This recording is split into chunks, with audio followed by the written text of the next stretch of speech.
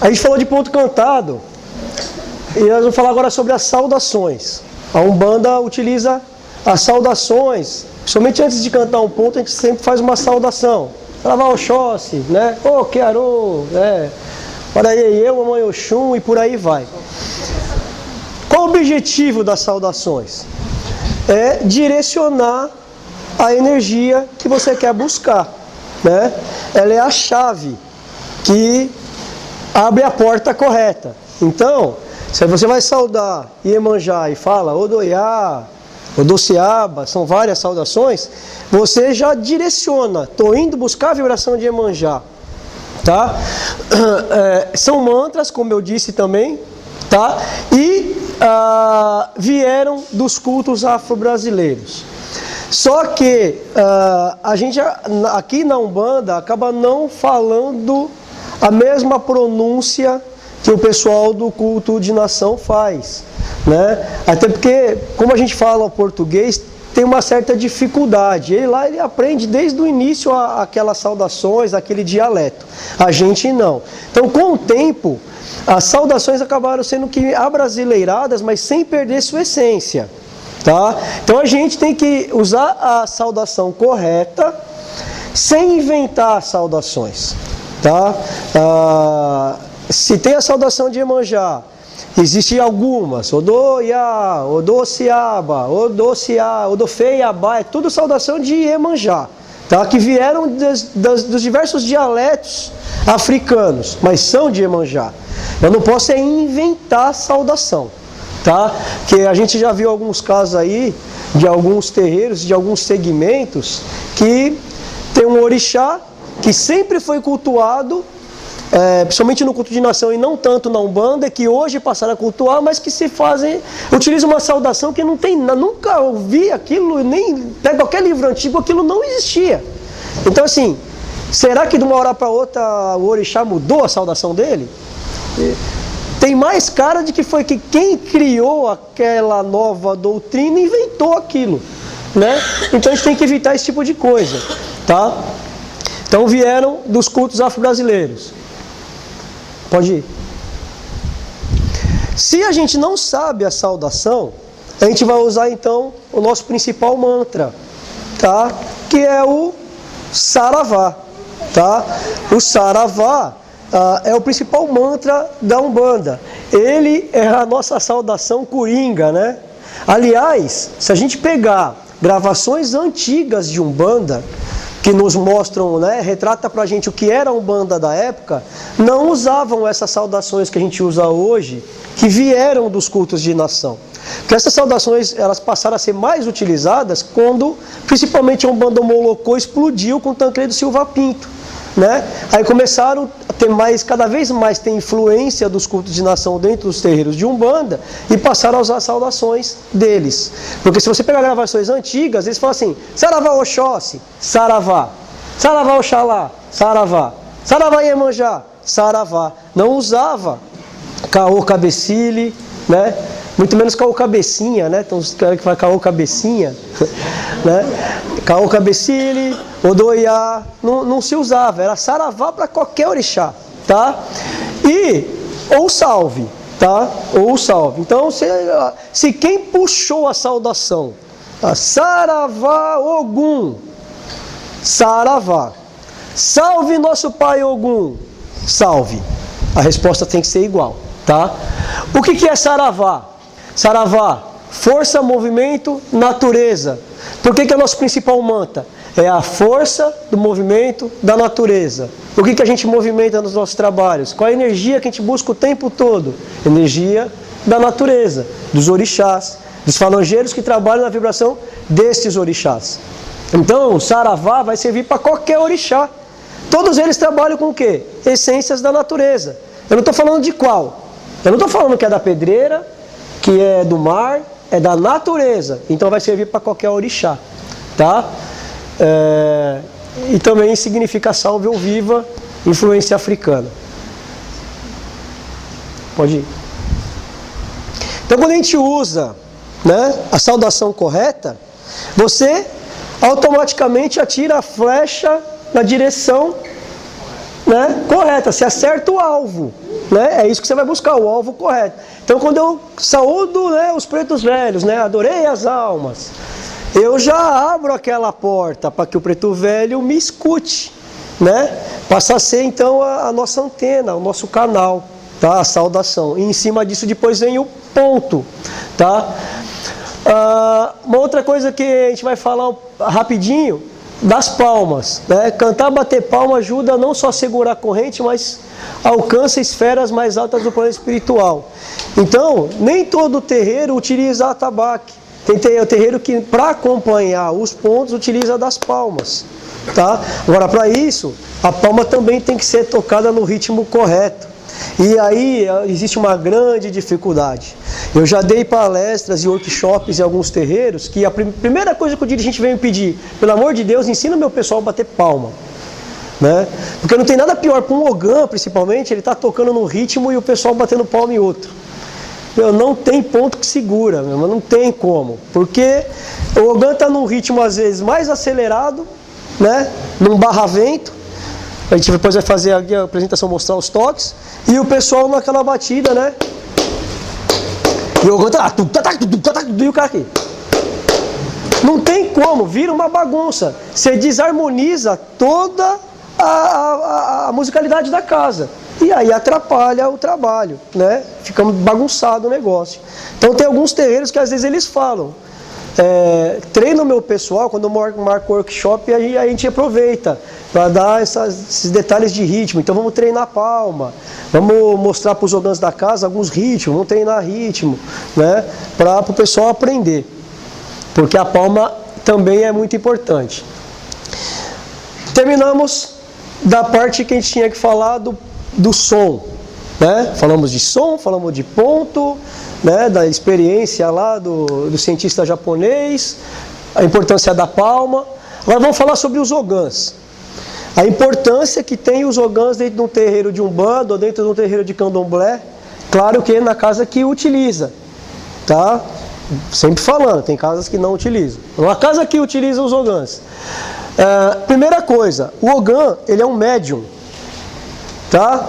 Então, a diferença é que ele tem uma mediunidade diferenciada. É uma mediunidade musical que se manifesta diferente das outras mediunidades. Vocês viram, eu falei no começo da palestra, na hora que eu me apresentei, falei, eu toco desde os 6 anos de idade. Meu pai não é ogã, não tinha ogã na minha família. Eu aprendi a tocar, eu tocava na penteadeira da casa da minha mãe, só de ouvir os discos que meu pai tinha, né? Eu não tive professor. De onde saía aquilo? Só pode ter sido de lá, né? Eu vejo o filho do meu primo. Tem o meu primo que é o ogã lá do terreiro, ele tem um filhinho de 3 anos, né? Acho que fez 4 agora, não sei. É menor que a minha filha. Aquele moleque toca 4 toques, sem nunca ninguém ensinar. Aliás, na gíria ele fica com a gente lá agora, ele só fica no atabaque.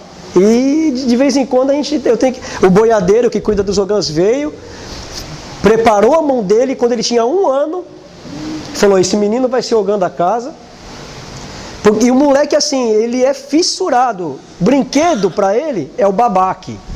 Na hora de levar brinquedo para a escola, ele quer levar o atabaque, né?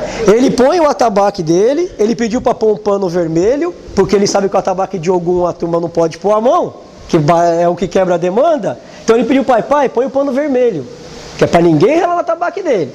Aí ele chega, põe um banquinho do lado e uma mochila do outro. Pronto, tem os 3 atabaques. Aí ele toca. Quando chega de noite, ele pede para pôr um pano para cobrir, que é para ninguém mexer, né? O moleque tem um respeito por aquilo. Ele dentro do terreiro lá, se ele estiver fazendo qualquer coisa, ele já fala assim, vou chamar o tio Sandro, ele na hora. Respeita eu mais que o pai às vezes, né? Por causa do atabaque, né? E a gente conhece outras tantas crianças que começam a toca melhor que muito adulto aí, põe adulto no bolso. E que não frequentaram a escola, então você vê que isso é uma coisa nata, é um dom, tá? Então, o ogã ele tem sim uma mediunidade. Através dessa mediunidade ele vai movimentar energias, ele traz energia do plano espiritual, né? E aquilo é potencializado e distribuído através do quê? Do coro, né? Ou ele também vai puxar a carga, Né? Por isso que, às vezes, você... não sei se vocês já ouviram falar daquele negócio. O Ogã consegue puxar um orixá, uma entidade na cabeça do médium. Agora, um outro médium não consegue fazer isso com o Ogã. Como o Ogã, mal intencionado, derruba uma casa. Como aquele que eu contei lá que demandava nas casas. Ele tem sim uma mediunidade muito forte, né? Só que tem que saber usar, tá? De modo geral, o pessoal conhece os 7 chakras, aqueles mais famosos. Só que o que vai movimentar a mediunidade do Ogã é chamado chakra secundário, que a gente tem diversos espalhados, né, no nosso perispírito. E o Ogã vai ter principalmente o chamado chakra braquial. E na hora que a gente está tocando, eu estou falando de um Ogã que já foi consagrado, que faz suas obrigações. Antes de começar, eu faço obrigação nas mãos, cruzo o couro, faço aquela ligação, a gente passa a ser um corpo único, né? Eu só preciso tocar a gira a noite toda, varar a noite tocando. Eu com 10 anos segurei uma gira que a gente fazia antigamente, quando meu pai era mais novo, chamada Dobá, que era uma gira de agradecimento. Começava às 5 da tarde e acabava às 5, 6 horas da manhã do outro dia. Que a gente chamava todas as linhas para agradecer pelas graças do ano. Era a última gira do ano, né? Quando ele tinha saúde, a gente fazia essa gira. Eu segurei essa gira com 10 anos de idade sozinho, né? No dia seguinte minha mão não fechava, mas eu aguentei tocar, né? E já depois de adulto, a gente teve uma época que fez um grupo de pagode, que eram os Ogãs da casa. E em meia hora de ensaio estava todo mundo morto, né? Pelo amor de Deus, vai lá, compra Coca-Cola, cerveja, que a gente já não está aguentando mais. Só que na gira, se for preciso tocar a noite toda, tem uma energia que te dá uma força que é difícil de explicar para quem não toca. Só para quem é Ogã que outra coisa que a gente percebe, quantas e quantas vezes a gente está tocando e sai um toque diferente, uma coisa que eu nunca fiz, né? Um repique, um negócio, caramba, meu, um olha para a cara do outro, o que você fez? Faz de novo, não vai sair de novo. Alguém fez aquilo, né? Porque a gente tem uma espiritualidade trabalhando em cima da gente. Outra coisa que o Ogã vai ter muito forte é a própria intuição ou essa forma de receber pontos, né? Por quê? O Ogã, ele já tem um dom nato musical. Então, se a entidade tem que passar um ponto para alguém, é muito mais fácil ela passar por um Ogã. Claro que não é só o Ogã que recebe. Qualquer pessoa pode receber ponto. Mas é mais comum os Ogãs. Por quê? Porque eles já estão dentro já tem aquela mediunidade própria para isso. A mão do Ogã emite luz, tá? Isso o boiadeiro que cuida da gente ensinou há muitos anos atrás. Falou, um médium vidente, aquele vidente superior, ele consegue enxergar pontos de luz, e ele vai ver que quando o Ogã está tocando, que a mão dele está ativada na gira, que ele faz tudo direitinho, a mão dele emite luz através desse chakra, que é o mesmo que o médium de cura também vai usar na imposição de mãos, né? É esse mesmo que ele vai utilizar. A única coisa que ele vai usar para música, e através da música ele vai espalhar aquela energia que não é só dele, vai pegar a energia do coro, e o atabaque também puxa a energia da casa, tá? Então a mão do Ogã, ela emite luz. Então tem aqui eu, na época que devia ter uns 10 anos, eu ainda estou em cima de um tronco de árvore, mais ou menos dessa altura, porque eu era muito miudinho, não cresci muito, né? Mas eu era menor ainda, né? Eu não alcançava na tabaca, então eles me colocavam num tronco de árvore para eu ficar em cima, meu pai de couro, que o pai de Hermeval, que hoje, na verdade, ele era meu pai de couro, mas tinha missão para um dia ser sacerdote, hoje toca a casa do Caboclo Girassol, né? Volta. E aí eu pequenininho, então eu estou usando eu como exemplo, mas você vê crianças até mais novas do que isso que já tocam, tá? E tocam muito bem. Pode ir. E uma coisa que é muito importante e que às vezes na nossa casa isso é mais explícito porque o caboclo falou mesmo que ia trazer e ele vem e conversa com a gente, que é uma entidade que cuida da parte musical da casa, que cuida da curimba. Na nossa casa a gente tem o caboclo boiadeiro da Jurema. Lá atrás, quando eu comecei, que era eu e o Dermeval, quem dava as dicas pra gente era o caboclo Batuba. Então ele ensinou algumas coisas, uma firmeza antes de começar os trabalhos, aquele negócio, pelo menos o básico, né? Só que ele falava, não é a especialidade dele. Cada entidade tem uma especialidade. Ele falou, eu vou trazer uma entidade para casa para cuidar dos Ogãs. Então, de certa forma, a gente, além do mentor da casa, a gente tem uma espécie de mentor, o nosso mestre, que é o caboclo boiadeiro da Jurema, que quando vem chama os ogãs e passa uma série de orientações ou puxa a orelha quando é preciso, né? Então ele ensinou várias obrigações, e esse caboclo boiadeiro, ele veio do candomblé. Quando ele veio, ele já veio falando, ó, eu toco no candomblé, mas o caboclo pediu para vir aqui e tal. E aí o candomblé que trouxe o atabaque para a Umbanda, eles tinham mais conhecimento do que a gente disso. O caboclo vindo do candomblé, ele tinha essa essência. E aí ele explicava, ó, no candomblé, como ele fala, né? Lá no candomblé, faz assim, assim, assim, ele é bastante rígido. Mas aqui, vocês não podem. O caboclo não permite. No candomblé tem matança, tem um monte de coisa, trabalha com sangue, a gente não trabalha. Ele falou, então vocês vão usar isso, isso e isso. Vai preparar o atabaque, vai usar isso. No candomblé, fazem isso. Aqui, se pode, não pode, então vai usar isso, isso e isso.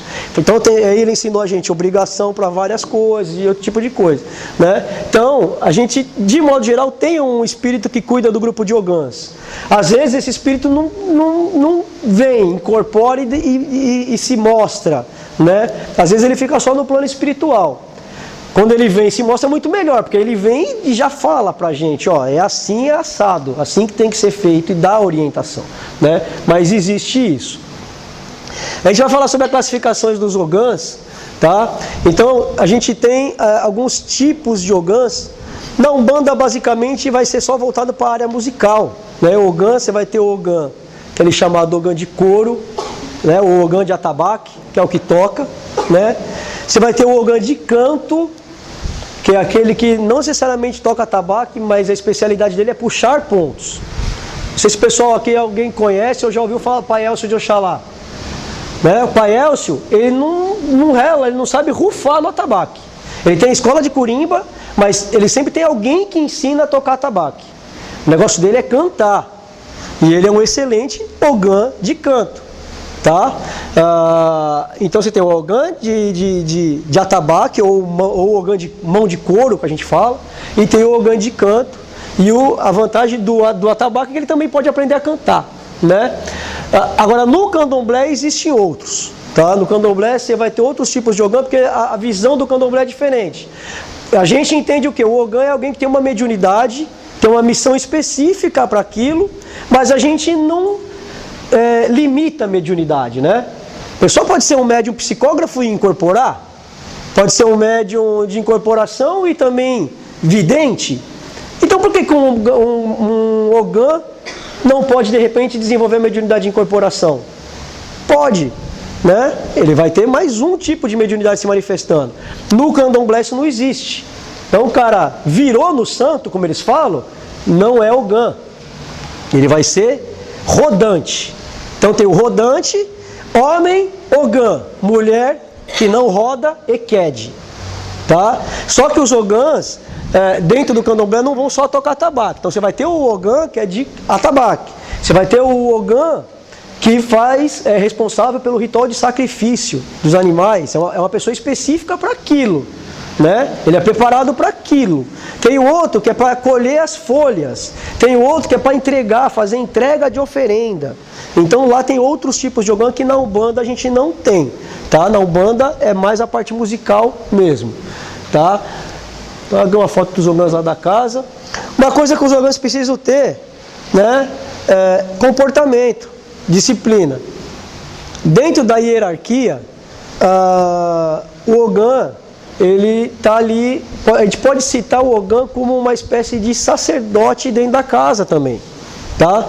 Ele comanda de certa forma aquela gira. Se o mentor, se o dirigente da casa está incorporado, quem que toca a gira? Numa casa que tem ogã? Os ogãs, eles que vão conduzir. A hora de chegar, a hora de encerrar, né? Então ele tem que ter conhecimento, tá? E também tem que ter disciplina. Tem que ser aquele que dá o exemplo, tá? Então o ogã, ele não pode chegar bêbado para tocar tabaco? Não, tá cheio de ogã que faz isso. Mas não pode. Eu não falei agora há pouco de um terreiro que deram bebida pra gente, a baiana da mulher lá, né? Chegou e me deu uma garrafa de batida na mão e falou, ó, isso é pra você. Eu falei, ó, baiana, a senhora me desculpa, mas eu não vou beber porque eu estou aqui num trabalho espiritual. O que estava do meu lado falou, azar seu, meu, daqui que tomavam no gargalo, você não quer, sobra mais. Né? Mas aí eu contei como foi, o que começou a acontecer na casa. Né? Então eu não vou fazer isso. Né? Aquele negócio do tocador que é beber, deixa para pagode. Numa gira, não. Tá? O Ogã, ele tem que ser um dos primeiros a chegar, por quê? Ele tem que fazer as obrigações. Assim como o dirigente prepara, os outros médios chegam na hora do trabalho, belezinha, né? Só vem, põe a roupa branca e tá ótimo. O dirigente tem que chegar bem antes, tem que preparar tudo, né? Tem que preparar tudo. Os ogãs também tem que chegar mais cedo. Ele vai ter que preparar os atabaques, fazer as firmezas, tudo que ele tem que ser feito. Isso falando numa casa que tem esses cuidados. Né? Às vezes é o último a sair, porque tem obrigações que a gente tem que fazer depois que acaba o trabalho, e aí tem que esperar todo mundo sair, né? Para a gente ir lá dentro e fazer o que tem que fazer com os atabaques. Tá? Então a gente tem que ter essa disciplina, comportamento com o próprio instrumento. Então você não vai, né? Com todo respeito, eu vou fazer o que não se deve, né? Ficar assim, ó, no atabaque, cotovelo aqui. E você vê muito, principalmente os ogãs mais antigos, eles fazem bastante. Né? Não é nem por maldade, mas é um desrespeito. Só que é um instrumento que foi consagrado, que movimenta energia. Né? Você fica colocando o cotovelo no congá? Né? Você senta em cima do congá? Não, mas a gente vê. Né? Eu cito um exemplo aqui até engraçado que aconteceu na nossa casa. Eu gosto de usar a nossa casa como exemplo, porque senão, né, tá falando mal dos outros. Festa de Preto Velho. E a gente lá costuma servir bolo de fubá com café para os pretos velhos e depois distribui para todo mundo, né? O preto velho abençoa aquele bolo, a gente distribui. Aí eu estou aqui comendo, quando eu olho para o lado, o ogã do lado com um pratinho aqui, né? Copo de café aqui e tal, comendo, eu olhei e falei, meu, virou balcão? É boteco aqui, né? Desculpa aí, eu falei, pelo amor de Deus, ele era um dos ogãs mais antigos da casa. Falei, como que você não faz isso? Foi sem querer. Falei, então, olha, né? Ainda bem que fui eu, que se fosse o boiadeiro ia ser pior, né? Falei, não pode, né? Tem que respeitar, é um atabaque que foi consagrado. Pra gente aquilo é sagrado, né? Uma coisa que a gente tem que evitar também é ficar passando, e a gente vê também bastante, tem 2 atabaques ou 3, e o pessoal quer sair, passa entre os atabaques. Também não se faz isso. Além de ser falta de respeito, você quebra uma energia, porque um atabaque está ligado com o outro. E aí você passa ali e quebra aquilo. Né? Então eu estou aqui, tem mais 2 atabaques, eu quero sair, precisa resolver. Pede licença, passa por trás e vai lá, faz o que tem que fazer. Tá? Falar um pouco da hierarquia do grupo de ogãs. A gente tem um ogã chefe, vamos falar assim, que é o ogã alabê. O ogã alabê, ele é aquele que ele tem que conhecer os pontos, as funções, tudo para que serve, tem que conhecer todos os toques, porque é ele que vai ensinar os mais novos, tem que conhecer as obrigações, tem que de certa forma conhecer de Umbanda, porque imagina um alabê, chega num trabalho de demanda, o cara não sabe nem o que está fazendo, aí só sabe sei tocar tabaque, ele não é ogã, ele é percussionista, né? Então, o alabê tem que saber tudo. Tá? Para comandar um grupo de ogãs. Tá? Depois do alabê, a gente tem o chamado ogã calofé, que é aquele que sabe cantar, sabe tocar, mas ele só não é o líder. Mas na ausência do líder, é ele que vai segurar a bronca. E aí dentro desse grupo de calofés que um terreiro pode ter, aí você tem uma hierarquia de acordo com o tempo de casa, ou com o tempo de ogã, aí vai de casa para casa. Tá? Tem casas que quase não tem ogã, tem casas que a gente tem 9, contando do alabê até o que a gente vai falar depois do ogã auxiliar. Depois do ogã calofé, vem o chamado ogã berê. Esses termos todos vieram do culto de nação. Tá? O que é o ogã berê? É o ogã aprendiz. Então é aquele que falou lá com o caboclo e ele falou, ó, precisa ensinar o menino aí que ele tem missão para ser ogã. Então ele vai, começa a aprender a tocar tabaque, aí ele é consagrado, mas ele logo de cara não vai para tabaque. Ele é consagrado, mas aí ele fica ali do lado, toca os outros instrumentos, fica ali com o ogã auxiliar, aí de vez em quando a gente vai colocando ele no coro para ele pegar a experiência e também para ele começar a ter mais confiança. né? Que ele só vai ter confiança tocando. Eu também não tenho como colocar um Ogã-Berê para ficar tocando o tempo todo, porque eu ponho a gira em risco. Se eu tenho Ogã preparado, então eu ponho os preparados para tocar. Tem alguns trabalhos que o Ogã-Berê não pode nem tocar. Um Ogã-Berê, por exemplo, na nossa casa, não toca Ogã de Ogum, a não ser que ele tenha sido consagrado para o coro de Ogum.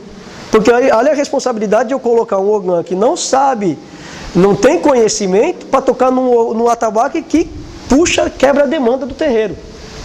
Né? Ele pode puxar aquela carga para ele, não está ainda preparado, não tem conhecimento. Ele não sabe as respostas que o instrumento dá para a gente quando o negócio está pesado. Tá? Então aí tem esse que é o Ogã-Berê, ele está aprendendo. Depois do Ogã-Berê, vem o chamado Ogã auxiliar. O Ogã auxiliar ele não é Ogã de coro, ele vai tocar os outros instrumentos. Ganzá, chequerê, agogô, pandeiro, tem casas que tem diversos instrumentos. Esse Ogã auxiliar vai tocar esses outros instrumentos que fazem o quê? Auxiliam a curimba, preenchem a curimba, tá? Agora, cabe a ele se dedicar, porque se ele foi consagrado Ogã, ele tem a mediunidade, se dedicar para ir crescendo e aprender o atabaque e com isso ir evoluindo, tá? Então essa é a hierarquia do grupo de Ogãs. A gente vai falar rapidinho sobre obrigações. Acho que eu estou até acelerando. Falar um pouco sobre obrigações. Então, a gente tem obrigações para firmar os atabaques. Eu não vou ficar entrando em detalhes, que isso é coisa que eu só falo para quem tem a missão de Ogã, para explicar como que faz, tá? Isso eu peço desculpa. Mas para vocês saberem que isso existe, tá? Então, tem obrigações que a gente faz para firmar os atabaques antes de começar os trabalhos, para não chegar simplesmente e do jeito que vem, vai lá e sai batucando. Às vezes o cara mal lava as mãos, né? Do jeito que veio da rua. Não, a gente tem que fazer, preparar aquilo, para ativar aquela energia, tá? Então você faz a firmeza dos atabaques. Você tem obrigações que a gente faz de tempo em tempo para reequilibrar a energia desse instrumento. Você vai tocando, uma gira, mais uma. Ele está movimentando, está puxando carga, está puxando coisas, chega uma hora satura. Então você tem que fazer o quê? Uma limpeza e um reequilíbrio da energia daquele instrumento. Tem obrigações para isso, né? Tem outras obrigações que a gente vai só realmente trazer energia para revigorar a energia do atabaque, né? Energias que a gente busca dos astros, do sol, da lua, tá? Tem algumas obrigações próprias para isso. No próprio candomblé, eles têm rituais, por exemplo, ele tem um ritual lá chamado dar comida para os coros, né? O ritual utiliza bastante comida, tem matança, né? Tem o ritual de sacrifício, e aí eles fazem aquela comida e eles deitam os atabaques e põem aquele alguidar na frente do corpo, que eles chamam de dar de comer aos atabaques, porque cada atabaque representaria um orixá. Então você está dando aquela energia para o coro, tá? A gente não usa, mas vai buscar de outra forma. Mas o que eu estou falando, eles também utilizam isso. Eles não vão só tocando. Eles têm os rituais deles, mas eles também têm esse cuidado, de acordo com o ritual deles, tá? Outra coisa que a gente tem, alguns rituais próprios que os Ogãs têm que participar.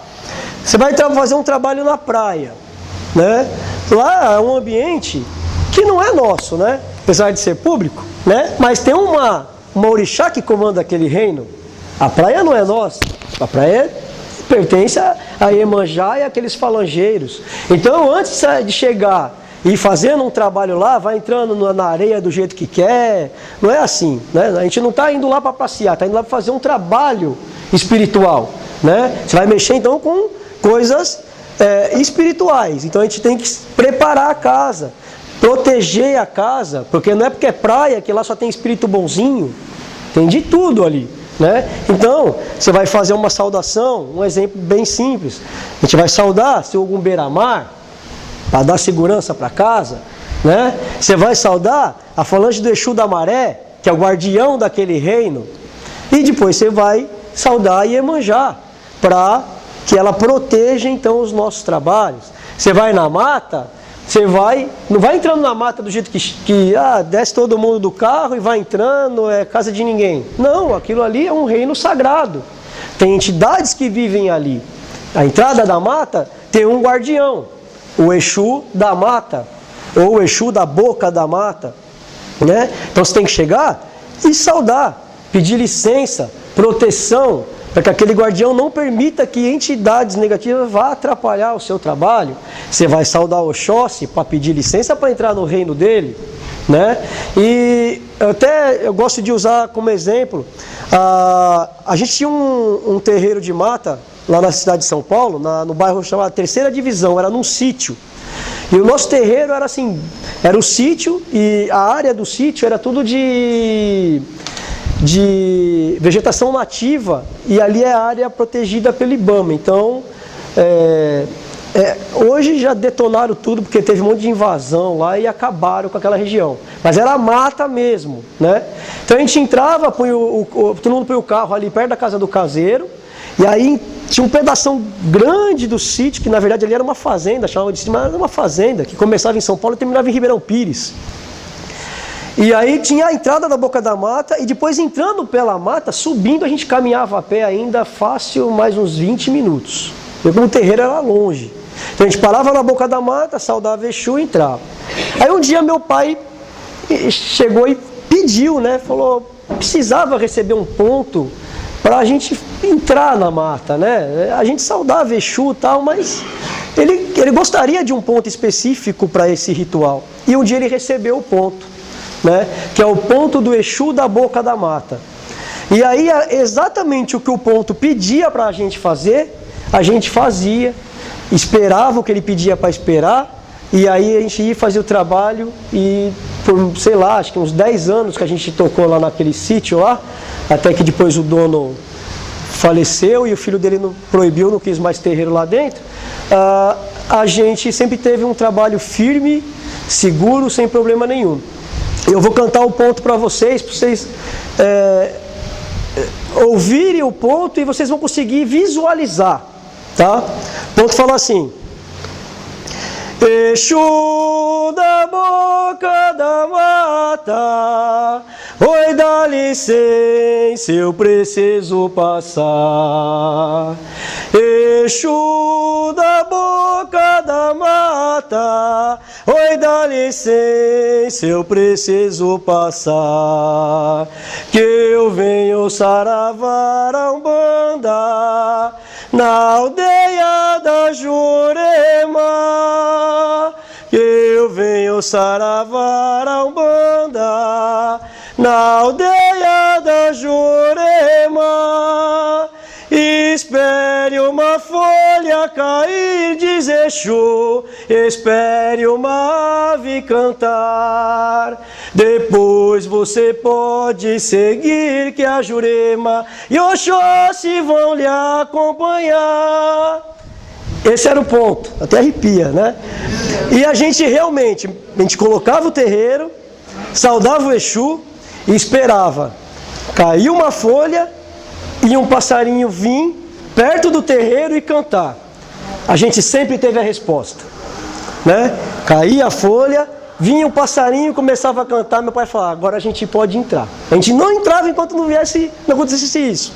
Mas a casa sabia que estava segura, né? E a gente realmente não tinha nenhum problema. Por quê? O guardião falou, vocês podem entrar, né? Não vai ter problema nenhum. Então, alguns exemplos, e aí você vai na cachoeira, vai na pedreira, você tem que sempre saudar os donos daquele local. Vai num cemitério, tem terreiro que trabalha em cemitério, né? O trabalho de cemitério é até mais complicado, que eu perguntei, o boiadeiro ensinou pra gente, eu era molequinho, depois eu não lembrava mais na época de escrever o livro, porque como a gente lá não faz trabalho em cemitério, esqueci. E eu fui perguntar para ele falou, não vai pôr isso no livro. Por quê? Dentro do cemitério, você tem energias de tudo quanto é tipo de vibração. Você vai ter do mais baixo dos quiumbas a anjos trabalhando ali dentro, né? Então ele falou assim, é muito difícil de ensinar uma obrigação, porque vai depender muito do que a pessoa está indo fazer lá, o objetivo que tipo de energia ela vai buscar lá dentro. Então não adianta ele ensinar uma coisa, aí tem gente que vai usar aquilo e de repente o terreiro é um terreiro que trabalha para o mal. Ou se ele ensina alguma coisa de um terreiro mais pesado e um terreiro que de repente não faz. Então ele falou, não quero que ensina sobre cemitério. Né? Melhor a gente não ter essa responsabilidade, porque as vibrações lá são muito diferentes, dentro do mesmo reino. Então aí eu falei rapidinho da parte dos ogãs, classificação, hierarquia e tal, e a gente vai mostrar um pouco alguns toques que a gente tem na Umbanda, tá? Alguns pelo menos, o pessoal conhecer, pelo menos quando alguém chegar e falar assim, é no Barravento, é no Angola, falar, eu já ouvi falar isso, vocês vão saber mais ou menos, tá? Então, o primeiro toque que eu vou mostrar para vocês, que é o Ijexá, é um dos toques mais simples e também eu considero um dos mais bonitos, pela cadência que ele tem, tá? Então o Ijexá ele é tocado assim.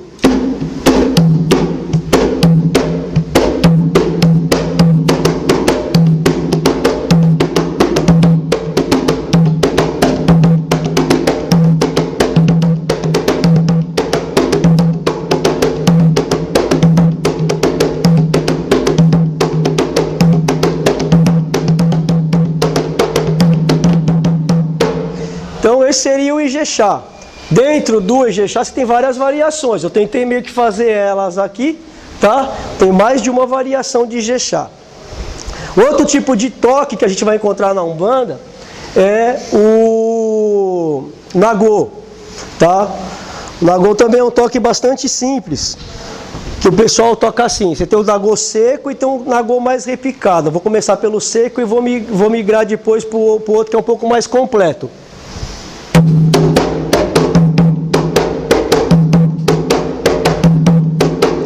Então assim é um toque mais secão, né? Ele é bem marcado. E tem o outro.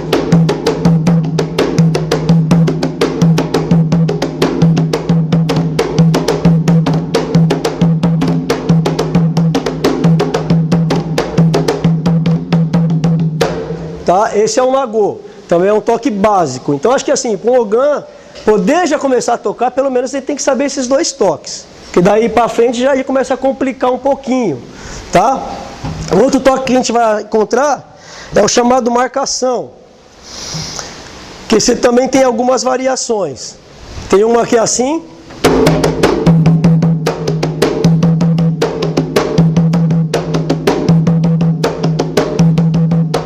A outra forma de tocar ele é assim.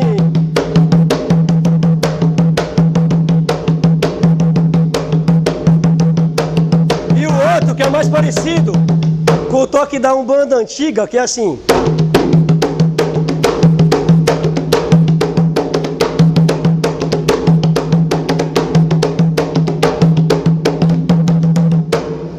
Seria a marcação. O outro toque que a gente vai ter também é o Cabula, que é o pai do samba, né? O Cabula ele estaria entre o Nagô e o Angola, ou samba Angola, ou samba de caboclo, como o pessoal chama, tá? Então o Cabula, nos discos antigos de Umbanda, você não vai ouvir aquele samba Angola mais tradicional que hoje a gente escuta. De modo geral é o Cabula, que é assim.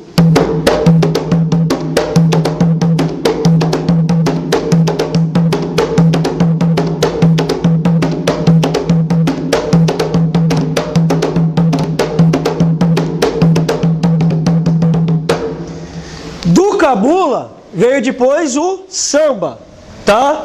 Mas a gente toca mais o samba Angola e o samba de caboclo, eles vão se variando, que você pode tocar ele um pouco mais simples e depois você vai incrementando, acelerando e repicando ele.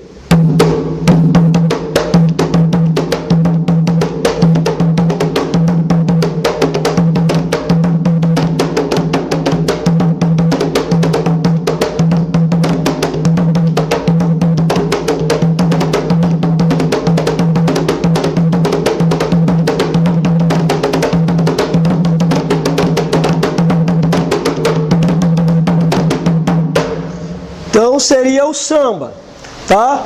O outro tipo de toque que a gente tem é o Congo Nagô, tá? Que é assim, você tem ele simples e você tem ele repicado.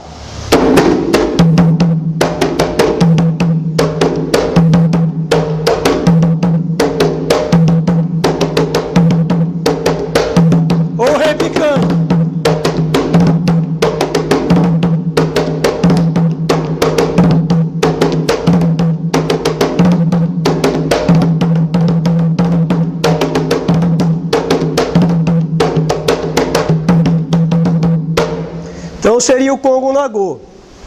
O outro, o barra-vento, que também tem mais simples, e aí conforme o Ogan vai aprendendo, ele vai incrementando o toque do barra-vento, que é um toque já mais acelerado, tá? Então aqui ele bem básico.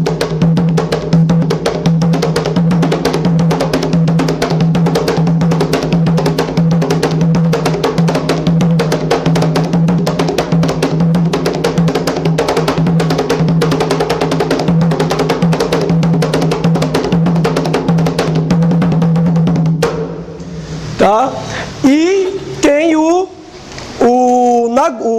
Congo, que aí esse é o que eu considero que mais tem floreios, que mais tem variações, tá? Que a gente começa pelo simples e aí depois a gente vai acelerando também para mostrar para vocês. Se tivesse 2 Ogans, daria para, enquanto um está fazendo a base e o outro fazer algumas variações, alguns floreios, umas graças, né, como a gente fala, né? Mas um só, mas dá para a gente mostrar, tá?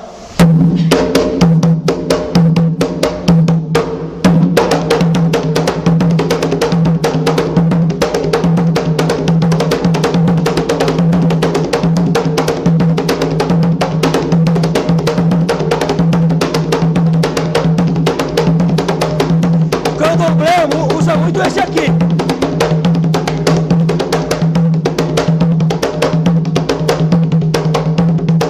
A Umbanda jamais.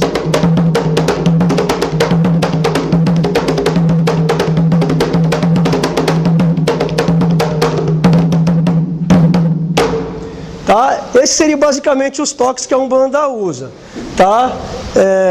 5, 6 toques aí, e aí depois a gente vai variando dentro desses toques, fazendo várias variações. Por isso que eu estou falando, eu queria que eu falei de palma, né? Já pensou um toque desse mais acelerado e o pessoal tocando assim, ó? Não tem como, tá? Pode ir. Vamos falar agora de tambores sagrados. A Umbanda, ela não é a única religião que usa tambor, tá? Então, diferente do que o Faustão lá fala, né? Às vezes ele fala assim, aquele lá gosta de bater um tambor, né? Ele já quer indicar, fala que a pessoa é macumbeira. E na verdade não necessariamente. Tem várias religiões que utilizam tambor, não é só a gente. E eu vou mostrar alguns tambores sagrados que a Umbanda e outras religiões também utilizam. Antes de falar de tambor, eu quero primeiro falar de Orixá Aion, tá? Esse Orixá, hoje praticamente não cultuado no Brasil, fazia parte daquele rol de orixás que chegaram lá 400 orixás, sei lá, 500 orixás, na época que os escravos vieram para o Brasil, e que hoje se resumiram em 20 e poucos, talvez, no máximo, né? Estou falando no candomblé, na Umbanda menos ainda, né? Tinha o Orixá Aion, que é o orixá do tambor. Então lá na África eles cultuam o Aion, é o orixá do tambor. A diferença é que Aion seria o orixá do tambor de 2 peles, tá? 2 peles. E aí, diz a lenda, vamos falar agora um pouco de lenda, né? Deixando bem claro que é lenda. Um dos motivos de Aion ter deixado de ser cultuado, principalmente no Brasil, né? Os africanos tudo usavam a lenda para poder explicar. Então diz que Aion vivia dentro do tambor. Ele era o orixá do tambor, ele era o próprio tambor.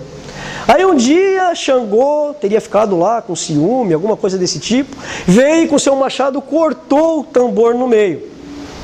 Daí nasceram os tambores de uma pele, como o atabaque que a gente usa. E que neste atabaque então não teria Aion, porque Aion escapou. E ele só voltaria quando voltasse a cultuar o tambor de 2 peles. Isso é lenda, tá? Só para mostrar. Eu acho importante a gente falar, porque é uma coisa que poucos conhecem. Quem divulga bastante o Orixá Aion é o mestre Obaxanã, que era o alabê da FTU. Hoje ele não está mais na FTU. Inclusive, semana passada eu conversei com ele e falei para ele que na palestra eu falo de Aion, tal. Porque dentro ele é um pesquisador também, né? Não tem vergonha, me espelhei muito nele nessa parte de pesquisa. É uma das pessoas onde eu me espelhei, né, para adquirir conhecimento. E ele trouxe esse orixá. Então, assim, acho que não custa nada, né? Se tem um terreiro que usa tabaco, de vez em quando você fazer uma precinha